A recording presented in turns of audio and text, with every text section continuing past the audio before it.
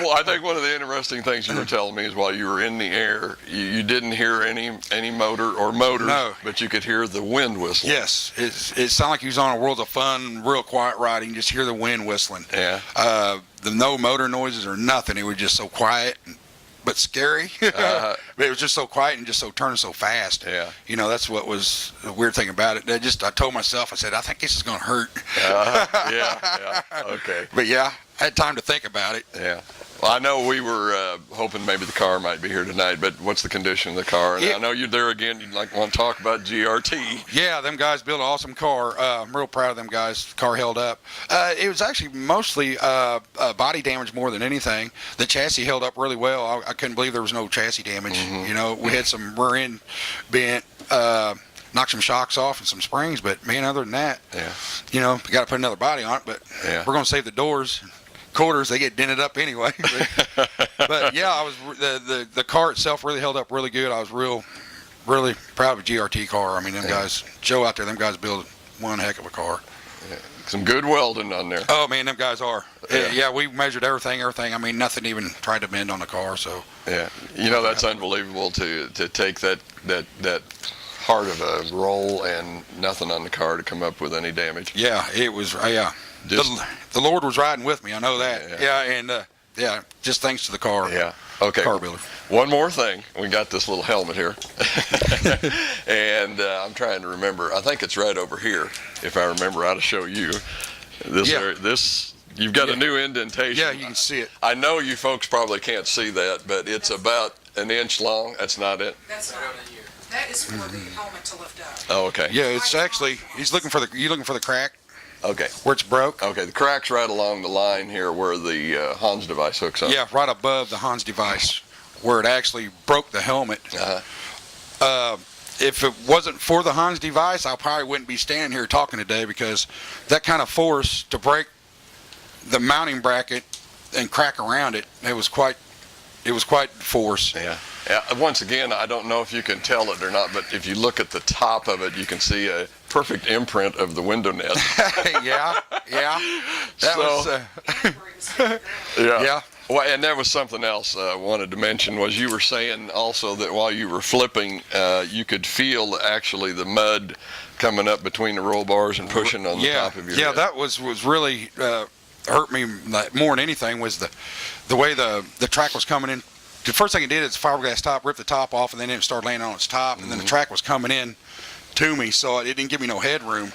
So now I was just trying to duck and roll as best I could, but it was just coming in so far, I didn't have much room for my head. Yeah. What were you trying to put your head down? Yeah, I was trying to tuck my head down because I could feel it. Well, it was actually jamming me down in there, but I was just trying to get my head down as far as I could and get my chin down. Yeah. And thanks to the window net, it kind of kept me. But the Hans devices was the most. Yeah. I mean, safety. It kept me alive. Yeah. You know. And I got my pinky hurt. I was going to say, you reached up to grab the roll bar? Yeah. On the last, I think it was the fourth row I counted. I just couldn't handle the pain shooting down through my spine and my neck, and I just happened to, reach up. It's like, man, I can't handle this anymore. And then it ran over my hand, but I was like, I just got my nails done too. That was a bad thing about it. Okay, and I know also that there's just kind of a message you want to send out to everybody about the Hans device. Yeah. I mean, to everybody out there that races anywhere, it would be get you a Hans device. I mean, it's a little expensive, but they are getting where they're affordable out there. I would definitely wear one. I mean, it's living proof right there. That'd rip my head clean off if I didn't have it. So I take my hands off of that, and I just hope everybody can afford. Maybe sponsors help you out to get one. Find a place where you can find it the cheapest, or definitely get you one. It's well worth it. Not to interrupt you, but do you think it's something? Of course, I know you're a little biased on this subject at the moment, but is it something that all the tracks should require? It doesn't matter really how fast you're going. I mean, it does, but it don't. I mean, you get involved in a rollover or a hard side impact. I mean, how hard it jerks your neck. People don't realize. I mean, when you're in the race car, it don't look that violent, from watching it from the stands. But when you're in that car, just a little bump, you notice it. So if you get hammered pretty good, And then, you know, every racetrack I go to, I mean, 65, that's a slow track, but that's enough to ring your bell and whiplash you. All right. So, Okay.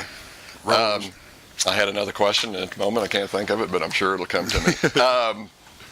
Coming up, or if they race at Lakeside Friday, which as we look around right now is a little doubtful. Of course, I know you're kind of wanting that because it's going to give you a little bit more time. I could use another week, to heal, plus probably get the car finished up. But are you going to be out there Friday and maybe Sunday if they decide to race Sunday? Yeah, my car's not going to be finished in time. We got a problem with getting parts for the rear end. The body and everything else, the rest of the car's done. It's just the last moment we seen something wrong with the pinion on it.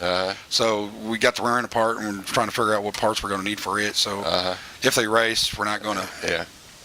We're not going to be able to make it, I don't think. Don't think you'll make it. Yeah, so that's why I'm. You know, sorry to Mark Austin about the rain dance, but because he needs to get out there and make some money. I mean, it's a bummer we've been getting rained out. So. Just to kind of touch on this a little bit, I think really you've got to give kudos to, if it's Mark Olson, the responsible one or whatever, or the fire and safety crew, but for the requiring the Hans device. And of course, we touched on it just a little bit ago, but once again, the fire and safety crew out there is probably one of the tops. They're top-notch guys. I mean, everyone out there, I mean, they were just on it. Knew what they was doing. I mean, and thank God that, you know, Mark's got people out there that's like that. You know, even the ambulance people, tow truck guys, everybody. I mean, my equipment was tore up anyway, but you know what? They took care of it and got it back where it needed to be. You know, I take my hats off to them tow truck drivers, all the fire guys there. Thank you. Ambulance lady, I don't know your name, but I'm going to find out. But thank you, too. And I think thanks to Kerry Davis. He helped. He's out there coaching me too. So he helped me out a lot too. So I took my hat off to Kerry Davis. That had to be a comfortable feeling to have somebody from your side of it to be there to help you, like you say, kind of coach you through it and help you out. 6'8" was there. That's Mr. Kerry Davis. Come on, 6'8". Yeah, it helped me out a lot. It really it calmed my nerves and everything. Because I know him well, and I knew he'd be there to. First one. Way to go, Kerry. Go. 6'8". We're getting down to just about a minute or so to go, and I know you've got some sponsors, family, people that help get Vic out there probably every week for quite a while. And would you like to mention who they are? Yeah, sure would. I got to write it on a note. But my wife, Sheila Austin, daughter, Marissa Austin, Kristen Austin, one for them. And I'm a grandpa now, by the way. Hi, Miley. Hey, we got Bobby. Mud and Bob, we call him. We got Howard and Dwayne Silvers, the Deep Pot, Ray Portwood, welding, Randy Odell for building one heck of a motor, does an awesome job. Casey Rhino Lining, Master Graphics, Greg Johnson, one of them delivers my cars every year. He's the best in town. He does an awesome job. And Chef Laham, she cooks us dinner every Friday night. Oh, really? So, yeah, she cooks us dinner every Friday night. Everybody's out there, what's to eat tonight, Vic? Get in there and check her out. Chocolate chip cookies. But, yeah, that's just appreciate everybody. Like I said, Lakeside people out there, I mean, thanks for helping me out in a bad time. Yeah, okay. Well, folks, there you go. Everybody's kind of wanting to know what Vic's doing and how he's feeling. And looks like other than a little black spot on his finger, why, looks okay to me. And another week or so, why Vic's going to be ready to go. But Vic, I can't tell you how much I appreciate you taking your time to not a problem, anytime. Talk to us about it. And anytime. I had some reservations about talking to somebody about an accident they were just in, but it's a fact of racing, so we did it. We went for a ride. We did it, and if you don't get on your top, you're not going nowhere. Right?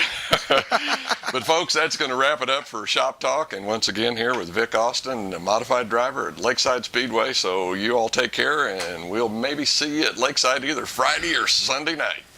See ya. Hitting the corner in a power slide. Man, these good old boys can drive. Racing from the rear to the front of the field, barely touching the ground with the left front wheel. We dig dirt, we're dirt track fools. Kinzer is king, Lasowski is the dude. The closest thing to heaven on planet Earth is a trackside seat, 'cause we dig dirt.